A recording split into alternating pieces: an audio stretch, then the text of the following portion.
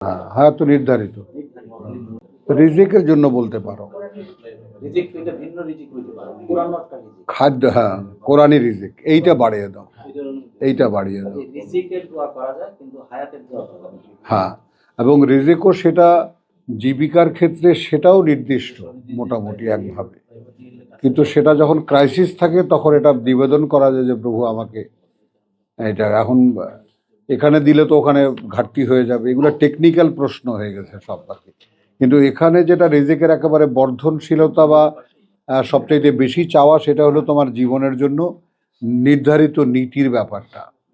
যেমন এইটা যে আমরা পড়ি, এটা যে আমরা বলি, এটা কি? এটা একটা কর্মপ্রণালী, তাই না? এই প্র্যাকটিস একটা ম্যানুয়াল।